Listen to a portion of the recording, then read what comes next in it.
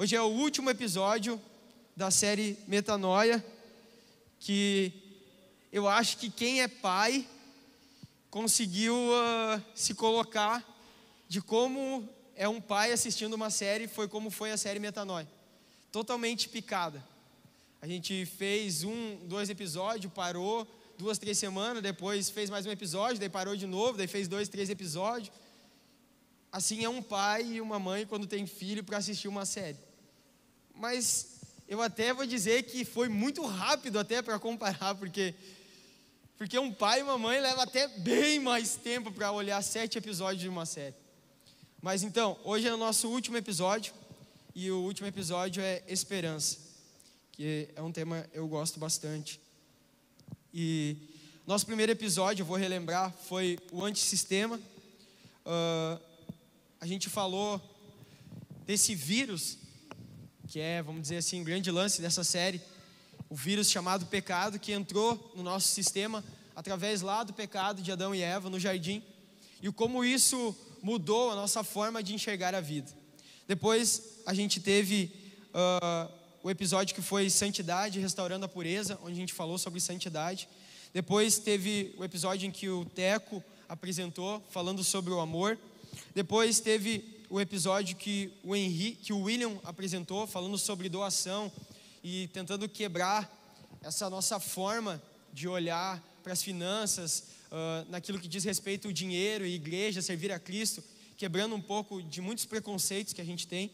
Depois o Henrique de Viamão apresentou o episódio Obediência. Semana passada o pastor Dionísio apresentou foi o contrário, o Henrique apresentou o conhecimento, né? E o pastor Dionísio apresentou semana passada a obediência. E hoje é o último episódio, esperança. E eu queria começar fazendo uma pergunta. Quantos de vocês já leram a Bíblia inteira? Levanta a mão. Quantos só leram a Bíblia por pedaços, assim, tipo, de repente tu já leu toda a Bíblia, mas tu nunca pegou e leu ela numa sincronia, só tipo assim, tu já leu o livro tal, já leu o livro tal. Se tu for parar para pensar, tu já leu, só que toda picada, assim, em pedaços, assim. Alguém? Quem já leu a Bíblia mais que 5 vezes? Pode levantar mais alto. Quem já leu a Bíblia mais que 10 vezes? Quem já leu a Bíblia mais de 20 vezes? Beleza, obrigado. Agora tem mais uma pergunta. Quem conhece religião, Cristo, não estou falando de tempo de convertido ou não, mas quem já ouviu falar algo de cristianismo, não importa se foi na escola, onde foi, já teve esse contato há mais de um ano? Já teve algum contato com o nome de Jesus, com Deus, com religião, há mais de um ano? Ninguém? Todo mundo, né? Há mais de 10 anos? Todo mundo, cara. Porque lá no pré, na segunda série, tinha religião. Não sei se hoje ainda existe na escola, mas tinha. E alguma coisa se falava, tem ainda, tem. Então todo mundo já teve um contato ou outro. E agora tem uma pergunta um pouquinho mais.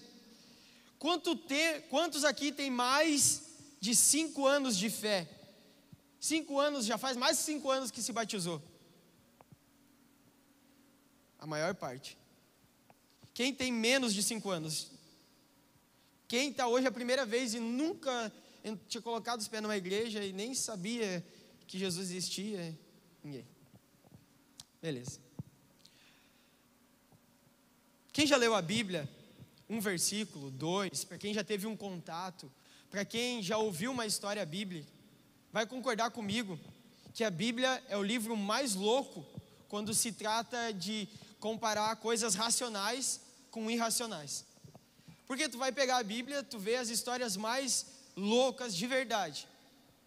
Tu vai pegar, por exemplo, Deus chama Abraão. Abraão está lá, bem estabelecido numa casa, no meio dos parentes, tudo certo. E Deus chama ele para ir para uma terra.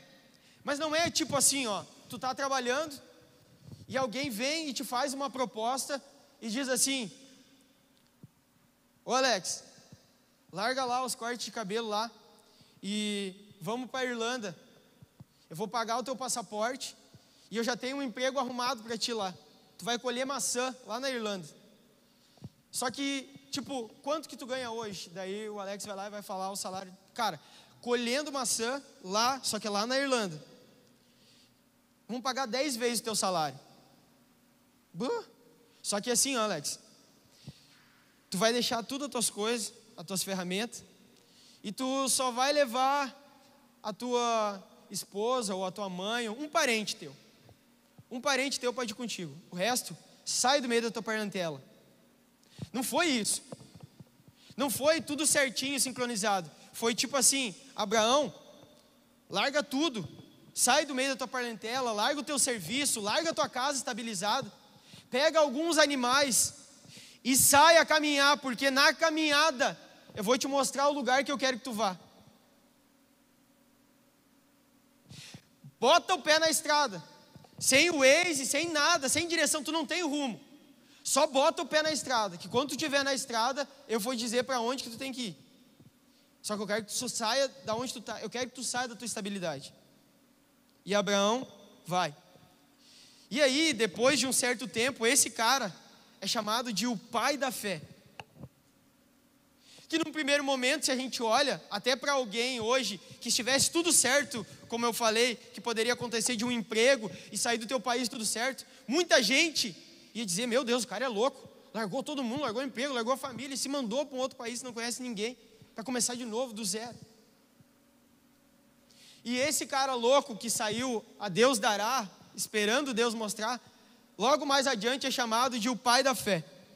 Aí tu pega um outro cara que a Bíblia fala, que todo mundo já ouviu uma história do cara, e todo mundo ouve a história de Davi matando Golias. Todo mundo já ouviu essa história. Só que às vezes a gente não dá ênfase que o Davi que mata Golias era um adolescente. Daí imagina, tipo, um adolescente se metendo com um marombado de academia gigante. Vai lá o Davi se meter. No meu tempo, era funda, outros chamavam de bodoque. Pegava o soro na farmácia e achava uma forquilha de goiabeira, que era a melhor que tinha, e botava o soro e pinica. Era a melhor coisa para botar na funda, para degolar os passarinhos. Daí vai o Davi, tá? Daí pega um adolescente, um gurizinho de 14, 15 anos, magricelo assim, tipo eu, só que bem menor ainda do que eu, com uma funda, se meter com um marombado gigante. Está na Bíblia. E daí o cara derruba, e aí a Bíblia conta que esse adolescente já fazia coisa muito mais louca. Já tinha matado um urso, já tinha matado um leão para defender a ovelha. E aí esse adolescente é chamado de um homem segundo o coração de Deus.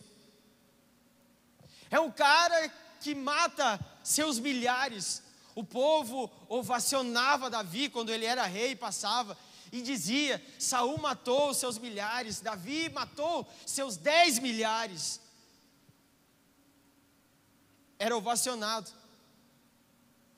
Aí tu pega outra história, que está lá em Daniel. E por causa do Kaique, hoje eu vou falar os nomes certos. Tu pega 3 caras que estavam lá na fornalha, chamado Ananias, Misael e Azarias, que é Sadraque, Mesaque e Abednego. E a gente sempre fala o nome que aquele rei colocou neles, porque não eram os nomes verdadeiros dele. Só que esses 3 malucos afrontam o rei e não se dobram a um decreto que tinham colocado. E aí o que fazem com os 3 moleques? manda aquecer uma fornalha. Imagina uma churrasqueira gigante. Imagina, sabe as TV de cachorro que a gente fala? Que assa os meio frango lá. Imagina uma TV daquelas grande. Mete os 3 caras para dentro. Só que tipo, não bota aquecida para fazer frango. Bota aquecida para fazer um boi. Porque a Bíblia fala que aqueceram aquela fornalha muito mais vezes. E aí meteram os 3 para dentro, porque eles não se dobraram ao rei. E o rei ainda deu a oportunidade, que gostava deles. Eu vou dar mais uma chance, de repente vocês não ouviram a trombeta, a cítara tocar. De repente foi isso. Eu vou mandar tocar mais uma vez para vocês se dobrar. Não, rei, tu não entendeu. A gente não se dobra a outros reis. Birrento. Os birrentinhos. Então tá, então vamos para a fornalha. E bota os 3 para dentro da fornalha. E daqui a pouco, essa mesma Bíblia vai falar uma coisa mais louca ainda.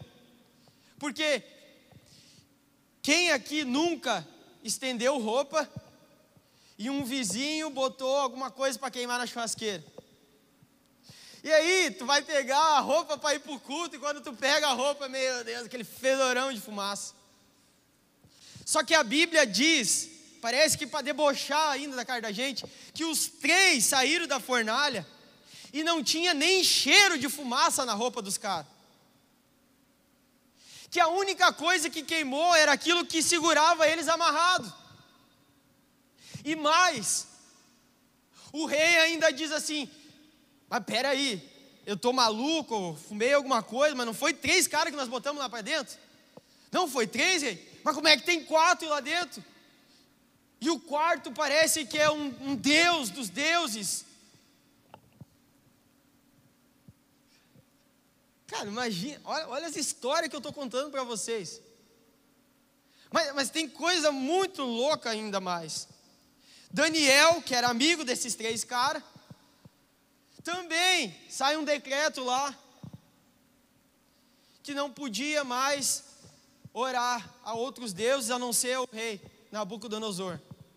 Aí o Daniel, pirracento também, vai orar e faz o quê? Abre a janela, para todo mundo ver ele orando. E aí os fofoqueiros, vê o cara com a janela aberta orando, vão lá fofocar para o rei. O rei gostava muito do Daniel, mas tem que cumprir o decreto que colocou. E aí manda o Daniel para a cova dos leões. Cara, imagina te largar no zoológico ali com 3 de São Leopoldo, com 3 leões dentro. O que tu vai fazer, cara? Para para pensar.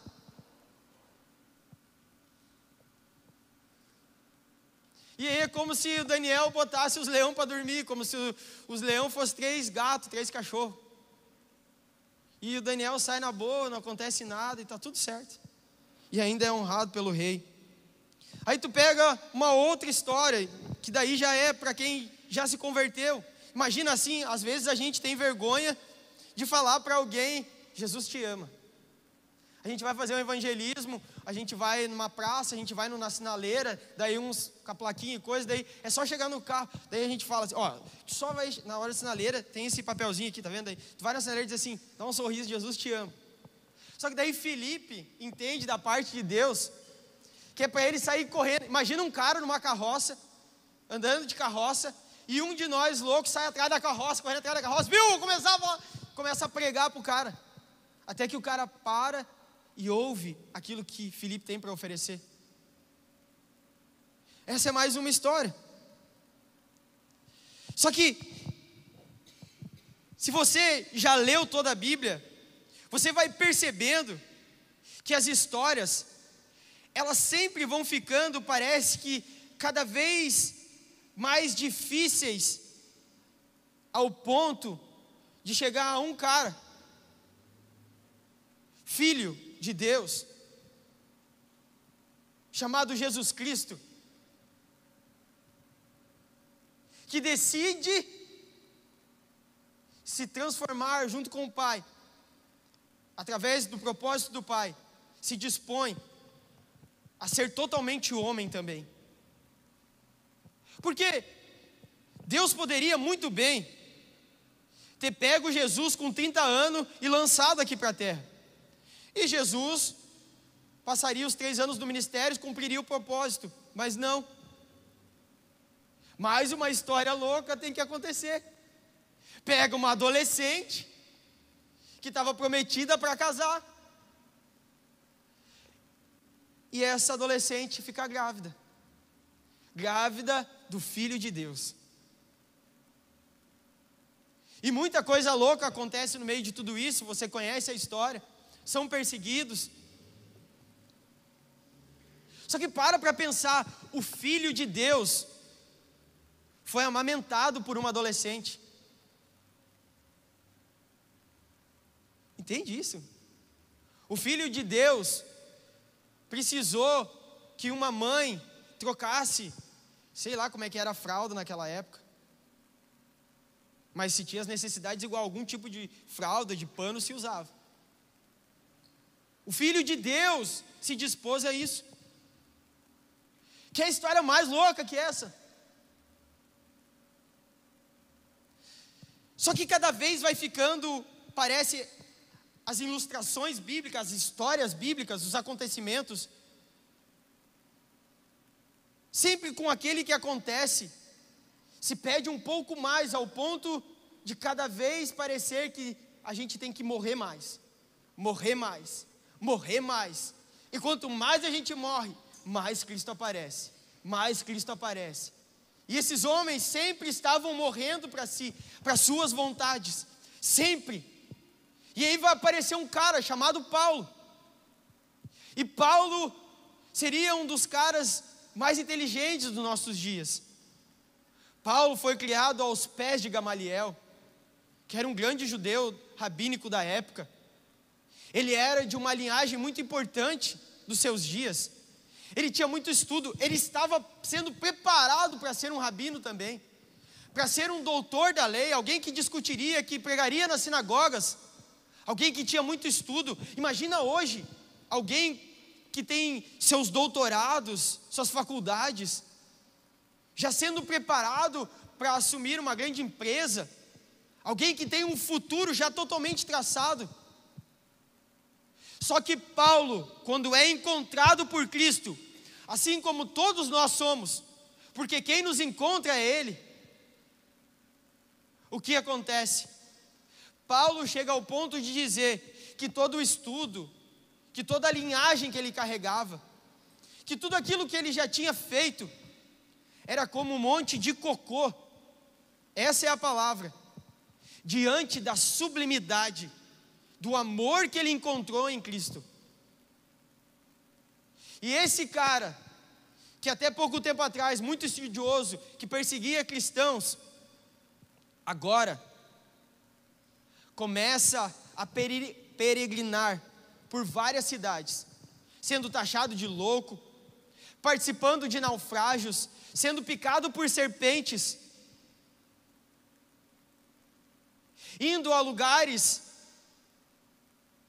onde na época a filosofia estava muito impregnada, onde existiam assim, muitos deuses, muitas pessoas que estudavam muito para defender esses deuses.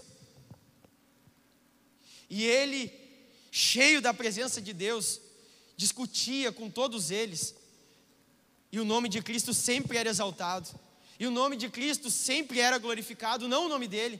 Sempre Cristo aparecia mais, quanto mais ele morria. Eu passei por várias histórias. Elias, olha o que Elias faz. Afronta o rei e seus pecados, e vai além, desafia.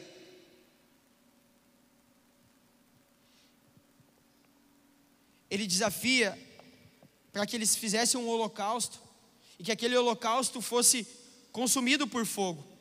Só que Elias não precisava só fazer uma oração para Deus consumir de fogo.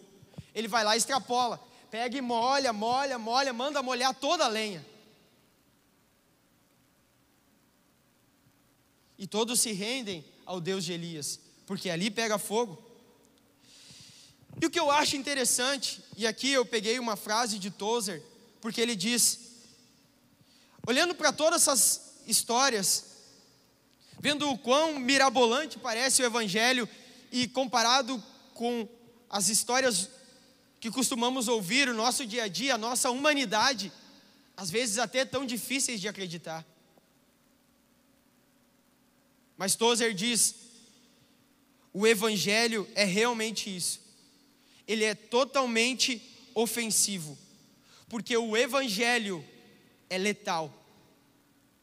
E por que eu estou falando isso? Porque a nossa série é metanoia, a nossa série é mudança de mente, a nossa série é mudar de direção, a nossa série é o grito dos generais romanos quando estavam perdendo: metanoia, meia volta, voltem para a base. Não era simplesmente deixar o que estavam fazendo, mas era caminhar na direção oposta. O Evangelho é ofensivo a esse ponto letal, como disse Tozer, porque é preciso não só que deixamos de fazer o que fazíamos, mas que mudamos de direção e começamos a viver morrendo para nós e agora vivendo para uma nova vida. Porque o que movia essas loucuras, o que movia esses homens a fazer o que faziam? Olha, Moisés foi criado no palácio. Moisés era para ter sido morto com todos os outros que foram mortos na sua época, mas ele é criado no palácio, e quando Deus o chama, mesmo sendo gago, ele sai para peregrinar com o povo pelo deserto. E a Bíblia fala que enquanto perambulavam pelo deserto, nem a roupa dessas pessoas envelheciam. Quando era dia que o calor era intenso, tinha uma nuvem que estava sobre eles, para protegê-los do sol. E à noite, que no deserto era muito frio, tinha uma coluna de fogo que andava com eles.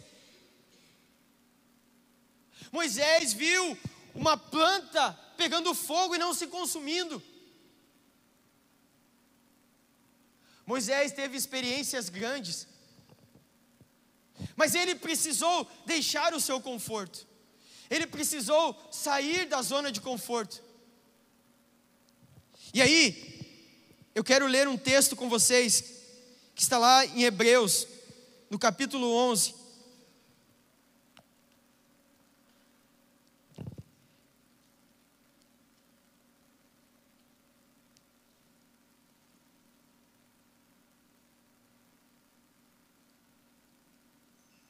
Hebreus, capítulo 11. Eu estou com muita coisa aqui em cima, não vou conseguir abrir a Bíblia.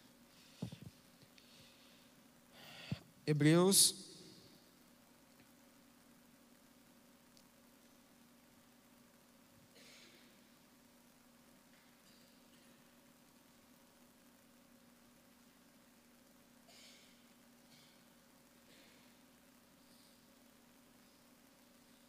onze,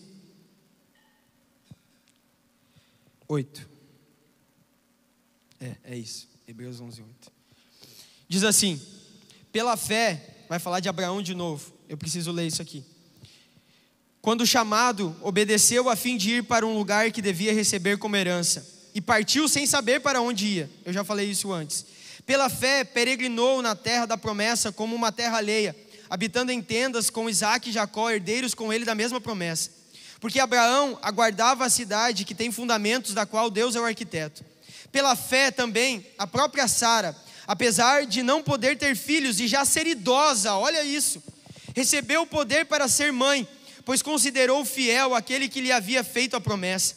Por isso também, de um só homem praticamente morto, saiu uma posteridade tão numerosa como as estrelas do céu, e inumerável como a areia que está na praia do mar. Olha as coisas que a Bíblia fala. Os cientistas disseram há poucos, eu falei isso aqui, que eles acreditam que existem tantas estrelas nas galáxias, na mesma proporção que existem grãos de areia na Terra. Meu Deus, gente. Vai na praia e pega um punhado de areia e bota numa mesa e vai contar quantos grãos tem. Tá louco? Isso é loucura? E aí vai mais.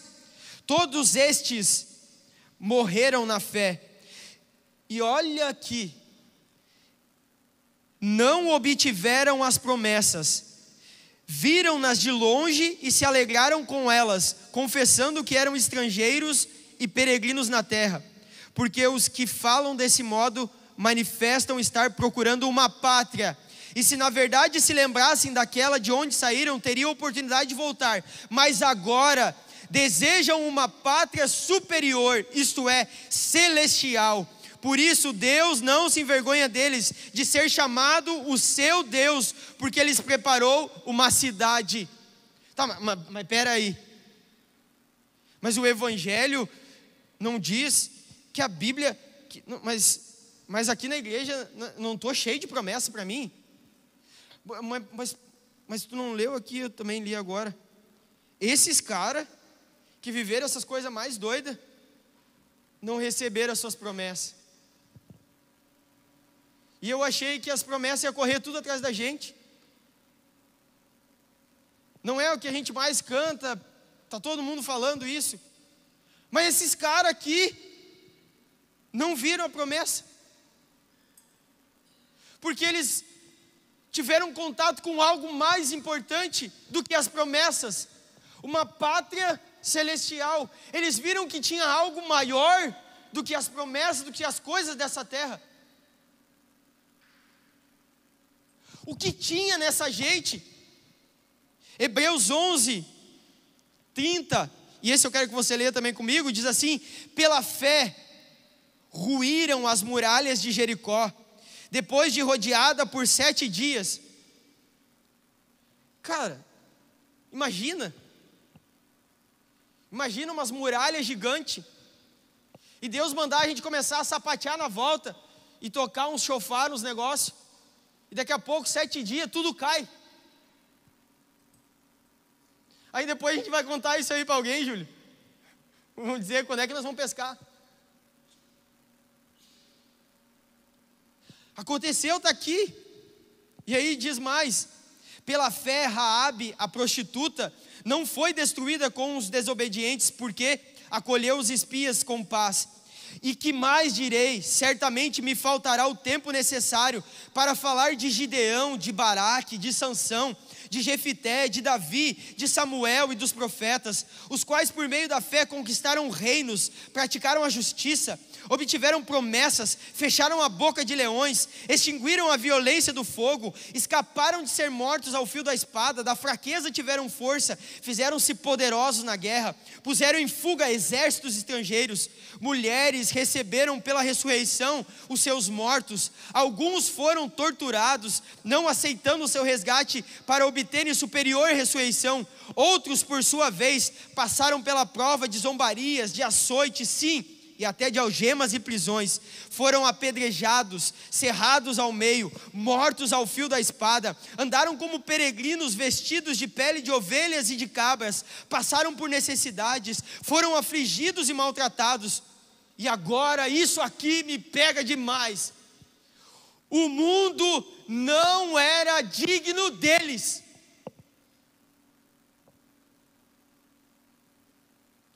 O mundo não era digno desses caras, dessas mulheres.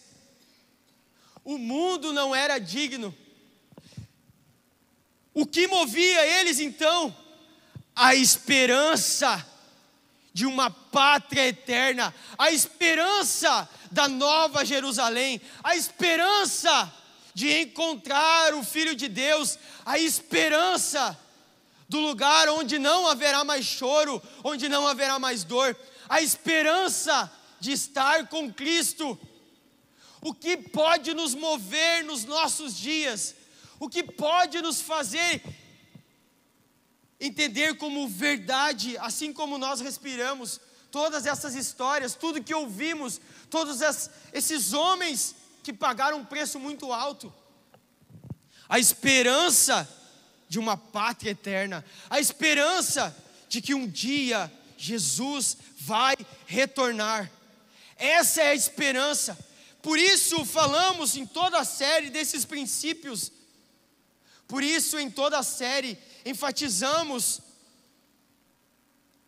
situações que precisam ser base, conceitos que precisam ser alicerces da nossa fé. E isso não está mais na moda, pregar e falar sobre isso. Por que não está na moda? Porque nós estamos vivendo uma igreja híbrida. Você sabe o que é um carro híbrido? Carros híbridos geralmente têm 2 motores. Eles funcionam tanto elétrica, que carrega as baterias, como gasolina. A Toyota veio com isso forte. E sabe, eu trouxe um exemplo. Eu sei que está um pouco longe, está meio escuro, mas alguém consegue ver, não sei como é que eu vou mostrar isso. Alguém consegue ver diferença nessas uvas? Ó, vou pegar as duas. Eu consigo porque eu estou bem pertinho, então eu consigo ver um pouquinho. Daí eu sei distinguir. Tem diferença nessas uvas? Claro que o tamanho eu sei que é diferente. Mas olha a cor. É igual.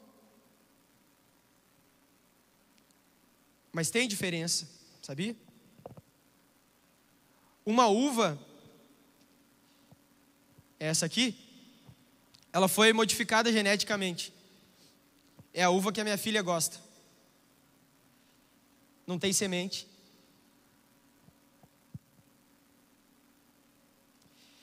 E essa uva tem semente.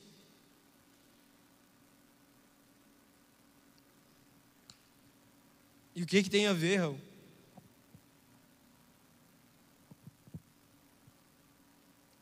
Nós estamos vivendo nos últimos dias uma igreja que nós falamos muito mais de promessas, daquilo que o Senhor pode nos dar, daquilo que o Senhor pode fazer. E está tudo bem. No início da fé, muitas vezes nós chegamos buscando isso, com problemas, com dificuldades. Mas com o passar de todo o relacionamento, assim como quando namoramos, noivamos, casamos, estamos buscando maturidade. E a maturidade nos faz olhar diferente para o futuro. E a diferença dessa uva sem semente é que essa árvore que gerou as frutas, ela simplesmente gera as frutas que não vai dar uma posteridade para ela. E quando essa árvore morrer, já era. Não tem nada, ela não vai ter um parente, ela não vai ter uma permanência. E a uva que tem semente, ela nunca mais vai parar de gerar frutos. Nunca mais. Porque a próxima uva gera outra, e outra semente, e outra semente, e outra semente. E a igreja híbrida, ela não gera mais sementes. Por quê? Porque ela não se importa mais com os outros. Ela só olha para o seu próprio umbigo, na esperança. E o que tem a ver com a nossa série? Na esperança da vida boa nesse mundo, de que tudo vai ficar bem nessa terra, de que eu vou comer o melhor da terra, eu vou desfrutar das melhores coisas, e não é pecado desfrutar das coisas boas desse mundo.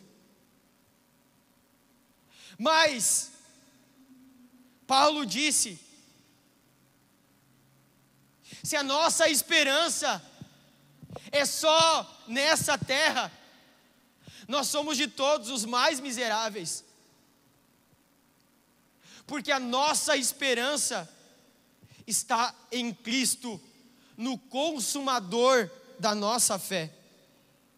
E é interessante, porque se você for olhar para toda a história, todos os povos, de alguma forma, contam a mesma história que contamos, com algumas alterações. O pastor Dionísio contou para nós uma vez, do discipulado, várias histórias de povos diferentes, indígenas, de outros países, que se você que é um leitor da Bíblia, que conhece um pouco, que tem um contato com o cristianismo, vai achar muito parecida com a história que nós vivemos, que nós conhecemos como cristianismo. Mas sempre tem algo que se perdeu nessas histórias. E uma história que me chama muito a atenção é a história da caixa de Pandora.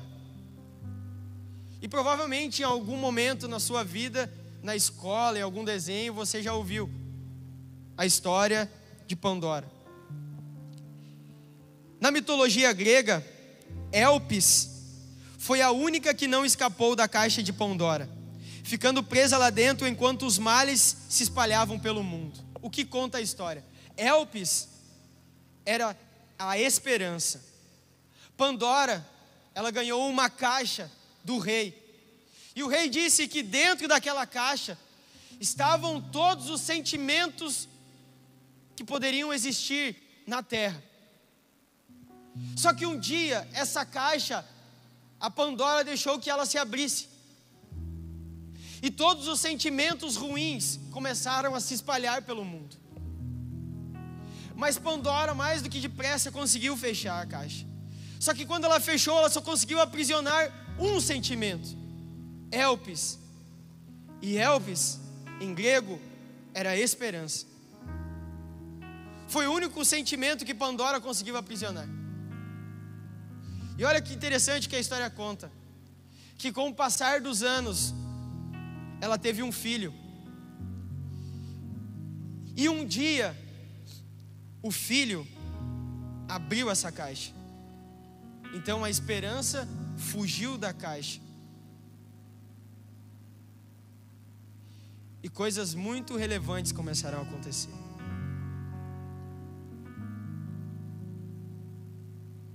Na nossa história, o Filho de Deus trouxe a esperança. E do contrário do que a mitologia conta, que ainda estão perdidos, procurando os outros sentimentos e a esperança estaria atrás destes, na nossa história, o Filho de Deus pagou o preço com a sua vida, para que nós tivéssemos a esperança de nos encontrarmos com Ele. Porque através do Filho de Deus, que decide pagar com sua vida, nós agora nos transformamos eternos novamente. Porque agora, nem a morte pode nos segurar. Esse é o cristianismo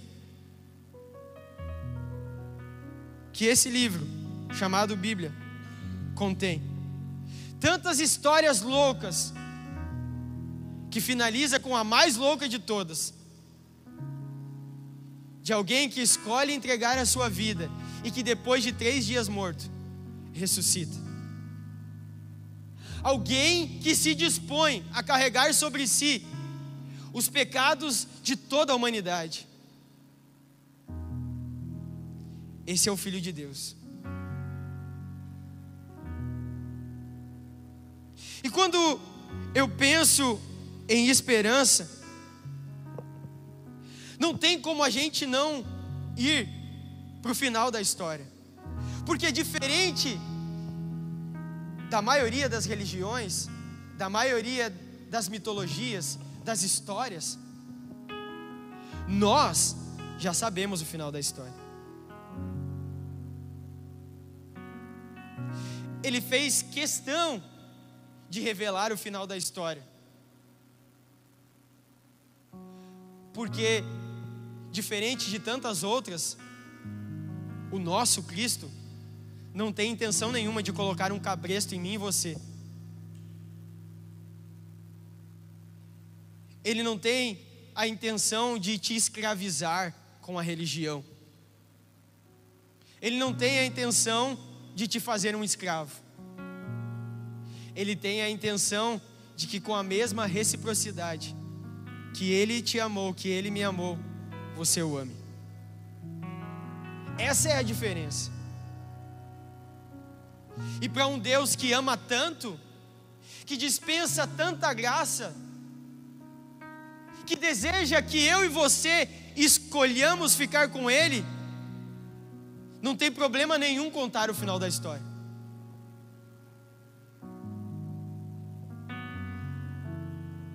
E o final dessa história é muito top. E eu queria te convidar para que você lesse comigo. Está em Apocalipse, capítulo 21.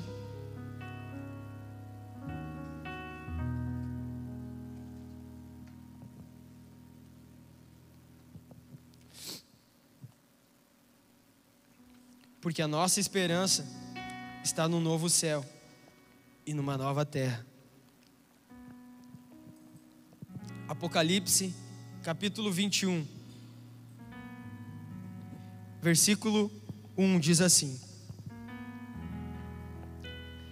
Eu vi novo céu e nova terra, pois o primeiro céu e a primeira terra passaram, e o mar já não existe.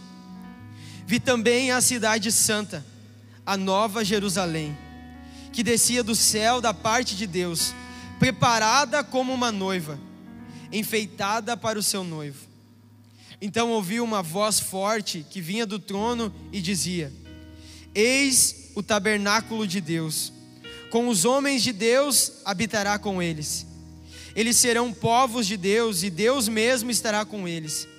E Ele lhes enxugará dos olhos toda lágrima, e a morte já não existirá. Já não haverá luto, nem pranto, nem dor, porque as primeiras coisas passaram. E aquele que estava sentado no trono disse: Eis que faço nova todas as coisas. E acrescentou: Escreva, porque estas palavras são fiéis e verdadeiras. Disse-me ainda: Está tudo feito. Eu sou o Alfa e o Ômega, o princípio e o fim. Eu, a quem tem sede, darei de graça da fonte da água da vida.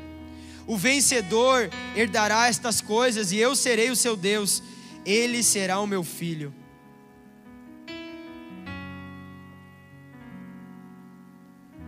É triste aqui. O vencedor herdará estas coisas, e eu serei o seu Deus, e ele será o meu filho.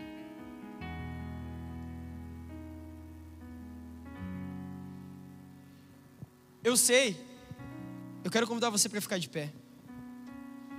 Eu sei que todos passam por dias difíceis. Eu sei que todos têm as suas dificuldades.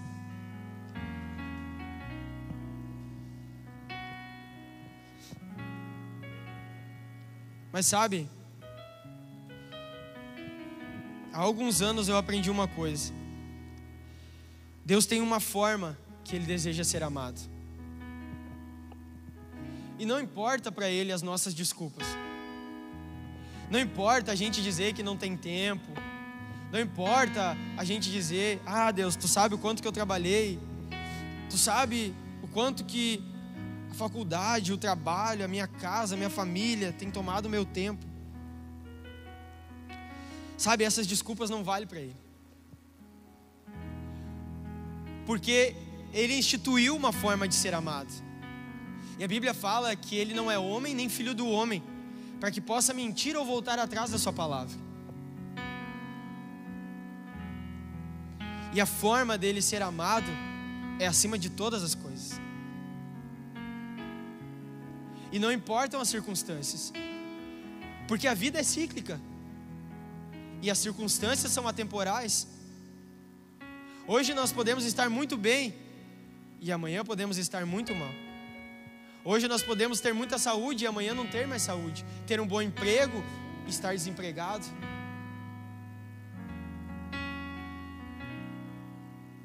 Mas aonde, em meio a tudo isso, está o nosso amor por Ele? Acima de todas as coisas. Essa é a forma que Ele deseja ser amado. E eu tive uma experiência, eu quero compartilhar com vocês e eu vou encerrar. E vai ser bem rapidinho. E Deus falou muito comigo sobre tudo isso.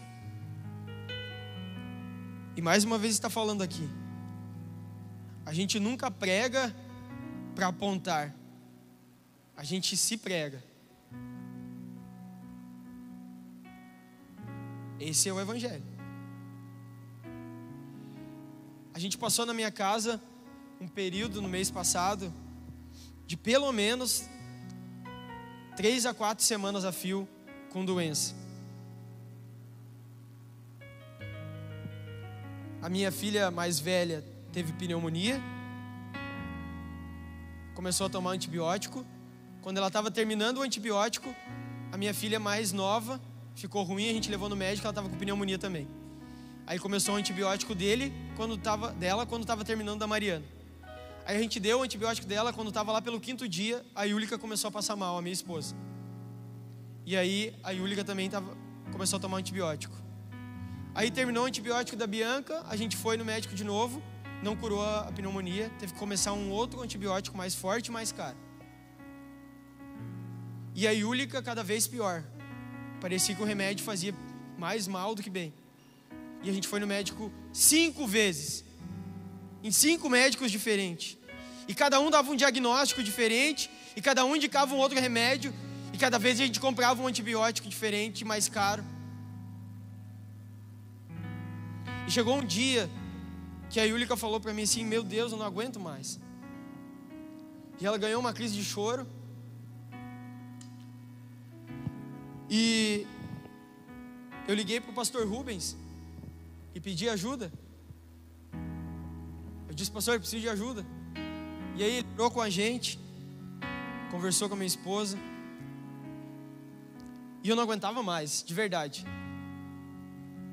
Quem já foi lá em casa, a gente tem um balcãozinho, sabe? Aquele balcãozinho da cozinha era só remédio. E lavagem no nariz, e nebulização, e aerolim, e tá na hora do antibiótico, e do outro antibiótico. E a Yúlica sempre ativa. E a Yúlica lá sempre sentada no sofá, e eu não aguentava mais ver aquilo. E toda vez que a gente ia dormir, a gente não dormia. Porque a gente deitava na cama e a Yúlica começava a tossir a noite inteira. A noite inteira. E no outro dia de manhã, um desses dias de manhã, eu acordei e fui orar. E quando eu me ajoelhei e comecei a orar, eu falei: Deus, eu não aguento mais. Eu não aguento mais. E eu não aguentava mais de verdade. E eu ouvi o Espírito Santo falar comigo tão certo como a gente está falando. E se não ficar tudo bem, tu vai continuar me amando? Eu só ouvi isso. E se não ficar tudo bem? Porque pode ser que não fique tudo bem. Eu posso vir aqui e dizer para você: você vai ser... pisei na uva. Você vai ser igual Davi, adolescente. Você vai derrubar todos os gigantes que aparecerem na tua vida. E isso pode ser uma mentira da minha parte. Porque de repente alguns gigantes vão ser bem fortes. E não vai ser só você diante dele, mas você vai precisar de ajuda, de auxílio, de comunhão com outras pessoas. Porque Deus tem uma forma de tratar com cada um de nós. E não há fórmulas.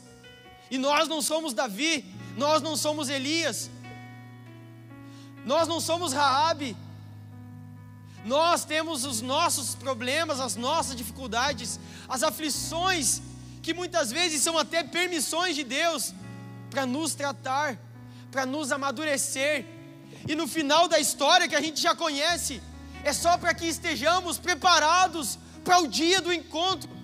É só para que a esperança não se esvaia das nossas vidas.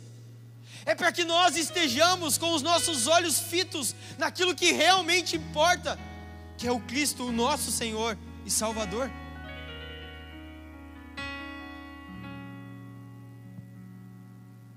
Porque para vários deles não ficou tudo bem. Para vários deles foram queimados em praça pública. Vários deles, inclusive um de seus amigos, foi crucificado, mas não aceitou ser crucificado como Ele, pediu para ser crucificado de cabeça para baixo.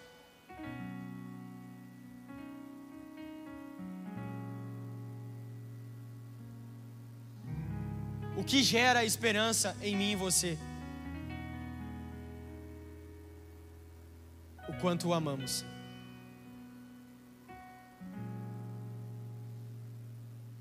O quanto o conhecemos. Nos dá a esperança desse encontro com Ele. Eu queria te convidar a fechar os teus olhos.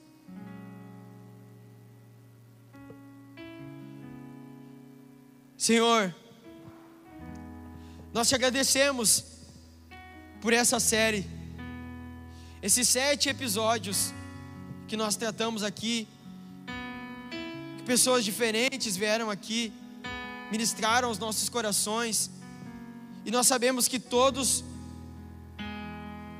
foram dirigidos por Ti, Senhor. E o que nós clamamos nessa noite, Senhor, é que mesmo nos dias que não pudermos Te ver, Senhor, nos dias de aflição,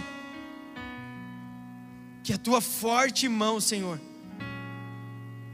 ela recaia sobre nós. Que mesmo sem Te ver, Senhor, nós possamos depositar a nossa esperança em Ti. Que mesmo o que nós não vamos desfrutar, que nós sejamos como Abraão, como tantos outros, que nós só vamos ver as promessas de longe, Senhor. O que queremos e o maior desejo é estar contigo, Senhor. É nos encontrar contigo, é ser movidos como Paulo, como todos esses que lemos nessa noite, como Daniel, ao ponto de entregar tudo, de considerar tudo como esterco, diante da sublimidade e grandeza do Teu amor, da esperança que move os nossos dias do encontro contigo, Senhor.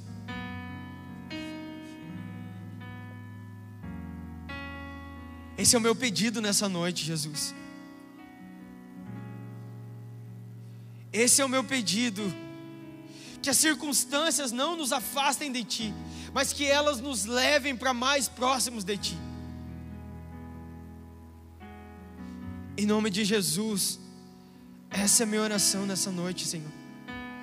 Essa é a minha oração nessa noite. Em nome de Jesus. Em nome de Jesus, Senhor. Em nome de Jesus.